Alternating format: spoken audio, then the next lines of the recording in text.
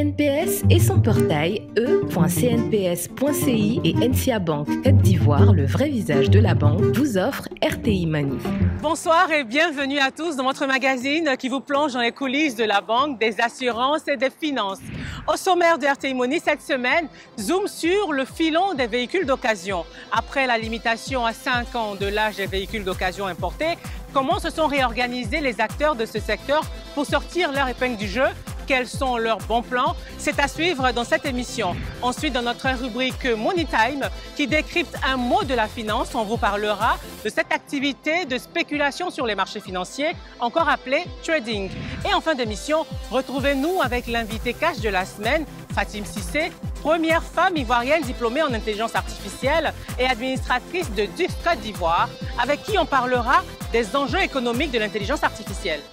En limitant à 5 ans l'âge des véhicules d'occasion importés, le gouvernement ivoirien entendait rajeunir le parc automobile ivoirien. De 60 000 unités, les importations sont descendues autour de 7 000 véhicules chaque année. Une restriction d'âge qui a donc impacté fortement le marché des véhicules d'occasion. Un marché qui s'est adapté à cette nouvelle donne. Comment se réorganisent les acteurs de ce secteur? De quels moyens et astuces usent-ils pour augmenter leurs revenus? Quels sont les nouveaux modes d'approvisionnement et de vente?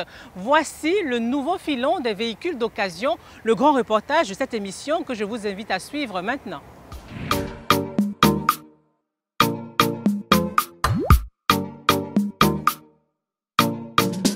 L'huile aussi c'est bon, l'huile de foin c'est bon, ok. Je pense que c'est bon, c'est ok là. Sur ce véhicule, les dernières vérifications d'usage avant de conclure une potentielle nouvelle vente. Dans ce parc automobile situé à la Riviera Golf, des 4x4, des berlines, des citadines, une dizaine de véhicules d'occasion que Mambo Sepi est chargé d'écouler. Sur le terrain ici, il y a des particuliers qui nous déposent les véhicules. Ils ont besoin de liquidités qui rapidement vendent les voitures. Et donc nous sommes en collaboration avec ces derniers-là qui nous déposent ces voitures. Et puis nous, en retour, on les revend. Dans notre milieu, on appelle ça des rapides. Alors ce matin, je dois recevoir un client pour voir cette voiture-là. Et quelques instants plus tard, ce fameux client se présente dans le parc automobile. Bonjour Monsieur Tino, soyez la bienvenue. Merci. Oui, c'est la voiture qui est là. Pendant plusieurs minutes, les deux hommes vont inspecter cette voiture, moteur, habitacle et même pot d'échappement pour s'assurer qu'aucune pièce n'est endommagée. Je suis déjà convaincu, je suis content de la voiture. Le crossover mis en circulation il y a 7 ans est ici vendu au prix de départ de 15 millions de francs CFA. Un rapport qualité-prix satisfaisant pour Sylvain qui vient, comme beaucoup d'autres, acheter sur le marché des secondes mains. D'autant que l'offre a été drastiquement réduite depuis que la loi ivoirienne interdit aux vendeurs d'importer des véhicules depuis l'étranger, dont la mise en circulation date de plus de 5 ans. Je viens pour les véhicules d'occasion parce que bon, je n'ai pas encore les moyens adéquats pour pouvoir acheter chez les concessionnaires. Depuis la loi de 5 ans, c'est ce genre de véhicule que je cherche. Je ne me suis pas déplacé avec mon mécanicien, c'est pas si grave que ça. Le moteur n'a pas de problème, le prix est discutable. Je pense que je vais discuter avec eux. Des discussions qui se tiennent directement dans le bureau de Brice Diagoué, le propriétaire du parc auto. Tandis que le client essaie de faire baisser le prix de 15 à 12 millions de francs CFA, le vendeur fait valoir le coût élevé des réparations qu'il a déboursées pour le remettre en bon état. Il y a pas mal de choses qu'on a essayé de gérer sur le véhicule. Essayer de monter juste un peu les enchères et puis bon. Ok, 13 millions. Non, 13 millions. 13 millions 500 c'est bon. 13 millions 3. Bon, on va faire comme ça, marché conclu. À la clé, un bénéfice de plus d'1 million de francs CFA pour les commerçants. Le client, lui, doit verser un premier acompte de 2 millions de francs CFA afin que son véhicule ne soit pas vendu à quelqu'un d'autre après accord verbal. Une pratique courante dans ce secteur. Bon, si on récupère votre acompte, sachez qu'après désistation, nous, on n'est pas responsable. Il n'y a pas de remboursement, donc du coup, à vous de voir. Après, moi, je passe à la banque pour récupérer les 11 millions pour venir vous donner. Au même moment, Joël Corré fait son entrée. Il est l'un des responsables d'une plateforme de vente de véhicules en ligne. Et il vient s'assurer, lors de visites surprises, que les professionnels de la vente automobile comme celui-ci sont de sérieux candidats en vue d'un futur partenariat. On attend d'abord un vendeur sérieux, un vendeur qui veut vraiment, je dirais, se positionner sur nos plateformes, se positionner un peu dans tout ce qu'on fait aujourd'hui. On fait une prospection téléphonique, on essaie d'expliquer l'offre et tout. Et en gros, quand on se déplace, c'est que c'est quasiment 80-90% déjà fait pour pouvoir signer partenaire avec eux. Pour Brice, le e-commerce constitue un débouché dans un secteur concurrentiel et qu'il estime en difficulté. Voilà un peu comment on s'en sort avec la nouvelle situation, quoi. On essaie de faire des chiffres, mais vous comprenez, ça dépend de la divinité, c'est Dieu qui fait. Nous comprenons aujourd'hui que nous fonctionnons dans un monde où tout se fait aujourd'hui sur Internet. Du coup, on a plus besoin de visibilité, de facilité de paiement. Quelques jours plus tard, dans ce bâtiment de Makori, où se situent les bureaux du site de vente en ligne, Brice a un rendez-vous crucial. Bienvenue, M. Diabo. Entrez. Il retrouve Joël, avec lequel il doit signer un contrat. Mais avant, le commercial lui propose les différentes options auxquelles il pourra souscrire, parmi lesquelles son produit phare. Avant de passer au contrat, ici déjà, c'est ce qu'on nous propose, les top annonces. Ça nous permet de pouvoir maximiser en termes de clients, quasiment doubler, ou je dirais, tu peux même pas 15 autres de visibilité sur la plateforme. Un espace de vente en ligne hébergé sur son site. Voilà ce que l'entreprise propose aux revendeurs de véhicules, moyennant un certain montant en échange. Un intermédiaire expérimenté entre vendeurs et clients qui recense plus de 500 000 petites annonces de véhicules. Ce contrat, c'est un contrat que nous faisons à 50 000 francs. Okay, nous, on reçoit en partie 50 000 francs. On retourne, M. Diabo, à la visibilité sur la plateforme. Ce qui est important à souligner, c'est que la plateforme, déjà, quand elle commençait, elle était gratuite. Et depuis janvier, nous avons lancé ce qu'on appelle la monétisation, qui permet d'avoir plus de visibilité sur la plateforme. Donc, les vendeurs sont capables de pouvoir acheter des crédits via des comptes mobile money, ou venir ici dans nos locaux payer cash. En termes de stratégie, c'est une plateforme de médias. Donc c'est un peu du matraquage, il faut faire des coms, des mails aussi. Donc on fait beaucoup plus de marketing direct aussi. Malgré le recours à la vente sur Internet, le marché des importations de véhicules est déstructuré. Alors, pour tenter d'y mettre un peu d'ordre et de fédérer ses acteurs, le syndicat des importateurs et vendeurs de véhicules a été créé. Ce matin-là, nous retrouvons Abdoulaye Fofana. Le secrétaire général du syndicat entame comme souvent une tournée de plusieurs parcs automobiles d'Abidjan. En plus d'évaluer la situation sur le terrain, cet exercice doit lui permettre de rassembler les acteurs du secteur autour de l'organisation pour qu'elle ait plus de poids. À la base, ce syndicat, on l'a créé pour nous-mêmes. Quand je dis nous-mêmes, entendez par là tous ceux qui exercent dans le domaine de l'importation du véhicule. Nous avons des droits à défendre auprès du pouvoir public. Faire en sorte que tous ceux qui exercent dans ce domaine d'activité puissent également être dans le formel. Chacun puisse payer quand même une taxe à l'État parce que tout ça va également de l'avancement du pays. On a des véhicules ici qui payent des douanes de 8 millions, de 10 millions, de 15 millions. Et généralement, c'est ces voitures qui rentrent le plus, des grosses cylindrées. Les frais de douane prélevés sur chaque importation varient de 32 à 44% du prix d'achat du véhicule et rapportent par an 40 milliards de francs CFA de recettes fiscales dans les caisses de l'État, 15 milliards de francs CFA pour les importateurs.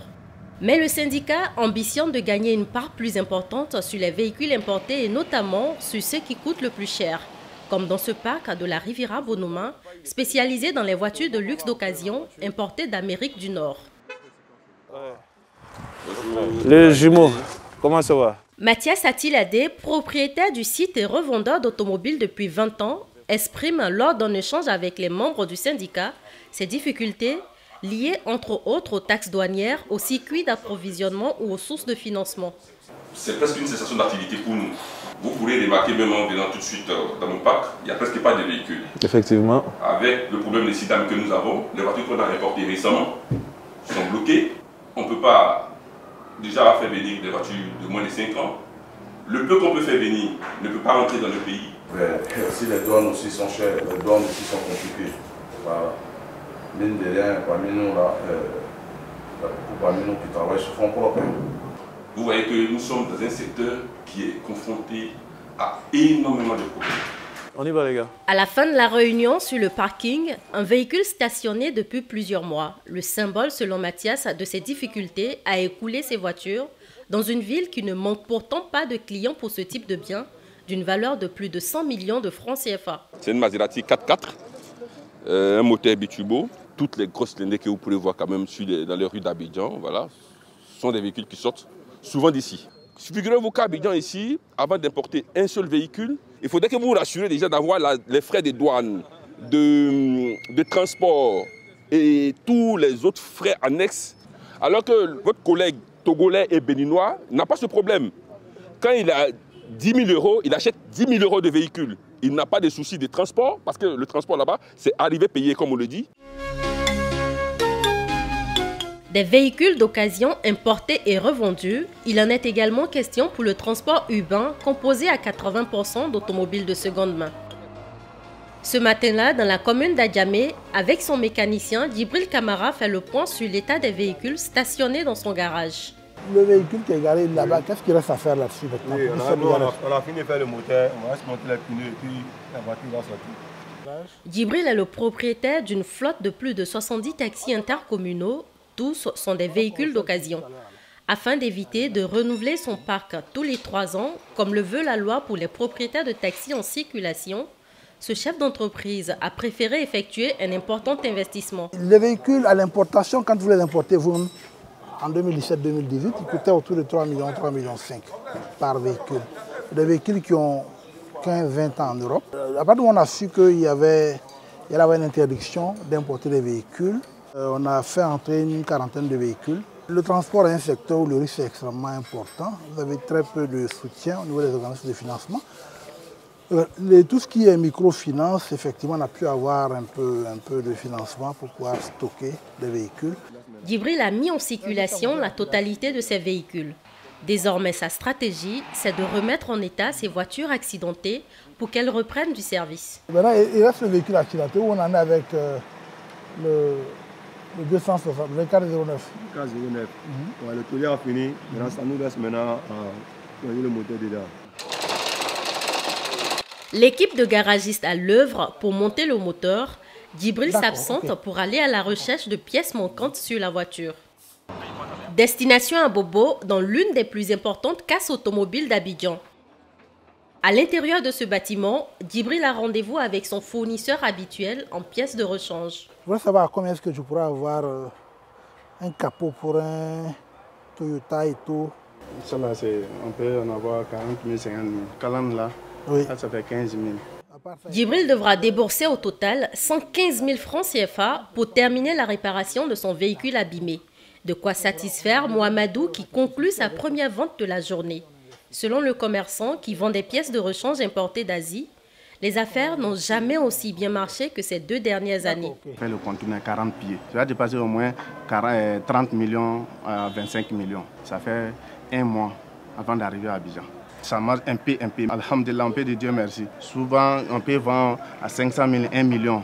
Si le business des véhicules de seconde main fait vivre tout un écosystème, Djibril sait que s'il veut pérenniser son activité, il sera bientôt temps pour lui de changer de modèle et d'investir dans du neuf, comme d'autres l'ont déjà fait. J'observe le marché, je sais que je vais devoir investir.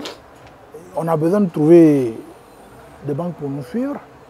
On a besoin de trouver un modèle qui a fait ses preuves sur le marché. Il y a certainement des modèles qui vont s'imposer parce qu'ils seront plus adaptés à notre environnement. Et donc quand on aura la preuve que ces véhicules-là tiennent, ils arrivent à tenir sur nos routes, alors oui, on va peut-être suivre le train. En 2018, la Côte d'Ivoire importait sur son sol près de 60 000 véhicules de seconde main. Un chiffre qui a depuis chuté sous la barre des 10 000 voitures d'occasion importées chaque année.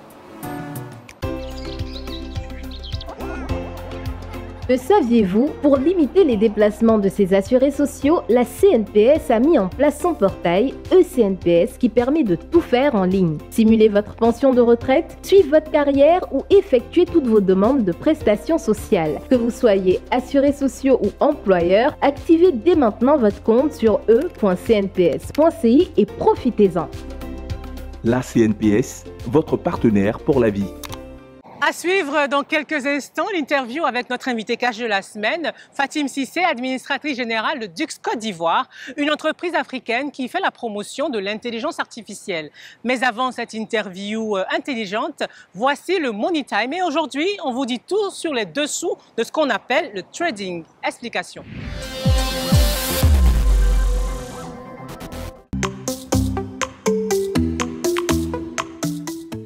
devenir riche très vite et très facilement. Voilà l'image et parfois l'illusion que renvoie ce qu'on appelle le trading. Au départ, le trading est un simple acte d'achat puis revente, la base même du commerce. Comme dans tout échange de marchandises, le trading consiste à acquérir des biens durables pour ensuite les revendre avec des intérêts.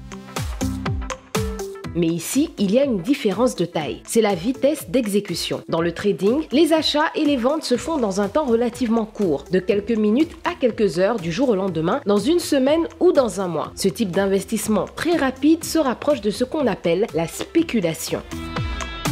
Ceux qui pratiquent le trading se nomment les traders et ont souvent mauvaise réputation, notamment dans les secteurs financiers et celui des matières premières. Les traders achètent des marchandises comme une cargaison de pétrole, des titres de créance, des produits financiers complexes, une récolte de cacao au bout du monde. Pas besoin de se déplacer. Le trading peut se faire dans une salle de marché électronique ou simplement avec son ordinateur à la maison, en passant des coups de fil ou en donnant des ordres via des intermédiaires financiers. Une fois sa marchandise achetée, le trader n'a qu'une obsession, s'en débarrasser le plus vite possible en faisant le maximum de bénéfices à la revente. Il faut alors trouver un acheteur capable de payer le prix fort. Il existe 3 grands marchés de trading. Le plus célèbre est le trading forex, le marché des devises où s'échangent les principales monnaies internationales. Euro, dollar, yen, livre. Il y a ensuite le trading d'indices ou trading à la bourse où on mise sur des actifs comme des dépôts bancaires, les obligations d'État ou les actions d'entreprise, le cours des matières premières comme l'or ou le pétrole. Et puis enfin, le crypto trading qui s'intéresse aux monnaies virtuelles et cryptées de type Bitcoin et toute la filière autour. Il y aurait dans le monde un peu plus de 13 millions de traders, dont environ 2 millions en Afrique. Certains de ces professionnels de transactions rapides sur des marchés, souvent à haut risque, sont des employés de banques ou d'institutions. D'autres peuvent être des traders indépendants, courtiers ou intermédiaires de transactions. Pour être trader, il faut avoir une solide formation en finance, savoir déchiffrer les graphiques, analyser les risques, anticiper sur les tendances du marché, mais attention, dans le trading, gains et pertes se côtoient au quotidien. C'est une activité risquée dans un milieu volatile où on peut passer de la fortune à la faillite en une fraction de seconde.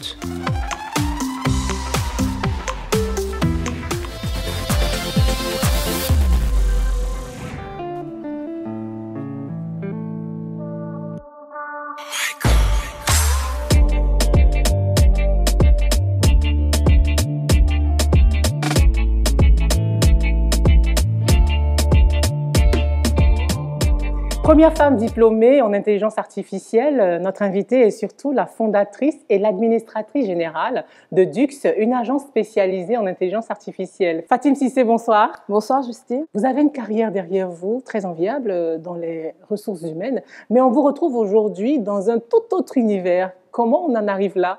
J'ai effectivement commencé ma carrière de manière plutôt classique. J'ai occupé des postes de cadre dans diverses multinationales, quand même qui exerçaient dans des domaines à forte composante technologique. Et j'avoue que j'avais cette passion personnelle-là depuis le plus jeune âge pour tout ce qui est nouvelles technologies, innovation. Et donc, à mes heures perdues, j'avais tendance à aller vers des formations pour pouvoir me tenir informée des avancées dans le monde. Donc, j'ai découvert l'intelligence artificielle lors d'une de ces formations-là à Harvard et j'ai choisi de vraiment me documenter un peu plus sur la question, d'autant plus que j'ai vu l'opportunité qu'avait l'Afrique de pouvoir embarquer dans ce train de la 4e révolution industrielle et surtout améliorer le niveau de vie de ces populations. Et ça coûte combien cette formation? On va dire à peu près 10 millions, plus en francs CFA. En francs CFA, plus les frais de logement en Californie qui ne sont pas donnés, j'avoue. Alors maintenant, concrètement, qu'est-ce que c'est que l'intelligence artificielle? Quand on parle d'intelligence artificielle, on pense effectivement à tout ce qui est robot, tout ce qui est drone, mais ce n'est pas que ça. Si vous avez un téléphone portable intelligent, il y a des chances que vous utilisiez déjà l'intelligence artificielle sans le savoir.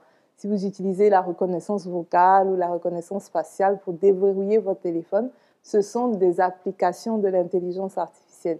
Donc techniquement, c'est juste un ensemble de procédés qui permettent aux machines, aux appareils, de pouvoir faire des tâches qu'auparavant seulement les humains pouvaient réaliser. Mais d'où est-ce qu'elle tire son énergie? L'intelligence artificielle puise sa puissance, comme vous le dites, des données. Donc, pourquoi est-ce que Google est imbattable, par exemple, en intelligence artificielle? C'est qu'ils ont une masse évolutive et importante de données. Donc, à chaque fois que vous faites une recherche, ça vient alimenter leur base de données et l'intelligence artificielle va utiliser ces données-là pour pouvoir se parfaire, améliorer leurs programmes et systèmes.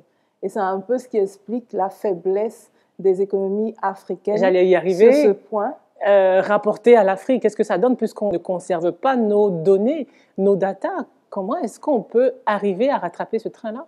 Même quand on conserve localement, dans la plupart des cas, on n'a pas cette possibilité d'exploiter ou on n'a pas accès à ce même volume de données que ces grands groupes. Donc, c'est ce qui explique que l'Afrique accuse malheureusement un retard pour tout ce qui est production d'intelligence artificielle, malheureusement. Du coup, comment ça peut nous aider, nous, ici en Afrique? Comment ça peut changer nos habitudes? On va donner un exemple concret dans le domaine de la santé. L'intelligence artificielle permet d'avoir des diagnostics plus précis, plus fiables, de déceler les maladies beaucoup plus tôt et surtout de permettre de soigner les personnes de manière beaucoup plus efficace. Quel est le coût de l'accès à cette intelligence artificielle?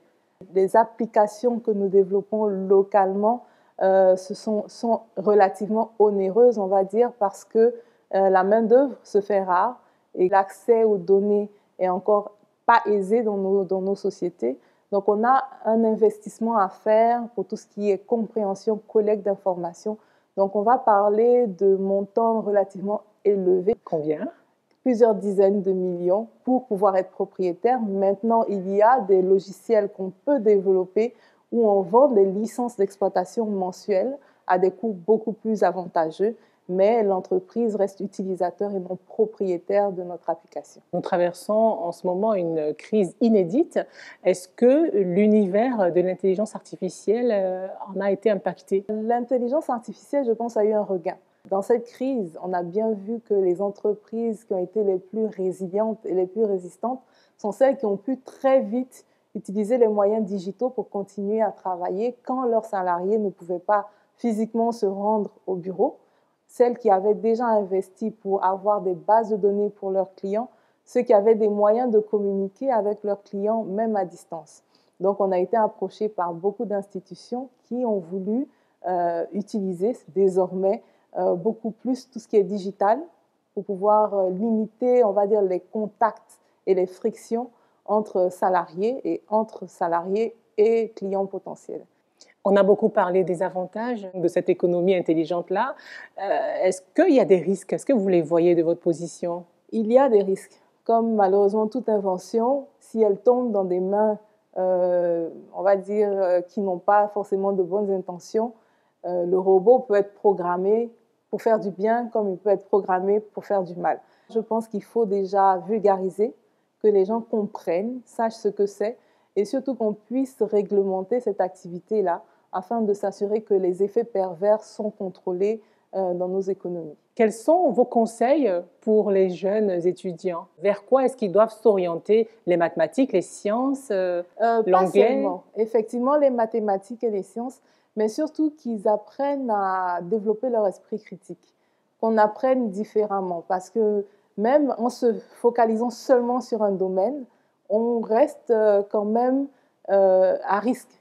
Donc moi, ce qu'il faut, c'est développer la polyvalence, développer cette capacité-là de pouvoir vraiment rester pertinent, parce que ce que la machine ne pourra jamais faire, c'est s'auto-programmer, c'est pouvoir interpréter ses résultats, c'est pouvoir déceler, par exemple, des opportunités d'affaires. Si on ne sait faire qu'une chose, on s'expose à être remplacé. Vous travaillez sur quoi en ce moment? En ce moment, on est beaucoup sollicité par le domaine bancaire et financier. Et c'est un domaine qui est très propice, je pense, à des avancées importantes en Afrique. On a un domaine qui est aujourd'hui très, très concurrentiel avec l'arrivée des opérateurs de téléphonie aussi qui se sont lancés dans le secteur bancaire. Donc, les banques ont compris qu'il fallait se réinventer. Donc, ils font l'alliance avec des fintechs pour pouvoir trouver des produits qui répondent mieux aux besoins de leurs clients et surtout qui permettent de rester pertinents et surtout de communiquer plus efficacement avec cette nouvelle génération de jeunes qui sont très férus de nouvelles technologies. Quelles sont vos perspectives d'ici les 5 ans à venir? D'ici les 5 ans à venir, on va continuer à travailler dans les fintech, dans la santé, dans l'éducation surtout, parce que je pense que l'éducation va rester très, très importante si on veut que notre continent puisse prendre ce train-là de la 4e révolution industrielle. Donc, on va vraiment continuer à vulgariser déjà, avec votre aide des médias, tout ce que c'est que l'intelligence artificielle et continuer à accompagner nos jeunes dans la compréhension, la connaissance de ce domaine-là. Fatim Cissé, merci pour ce moment intelligent. Merci à vous, Justine. RTI Money, c'est terminé. Merci de nous avoir suivis. On vous retrouve très bientôt dans une semaine, mais d'ici là, portez-vous bien. La CNPS et son portail e.cnps.ci et NCA Bank Côte d'Ivoire, le vrai visage de la banque, vous ont offert RTI Money.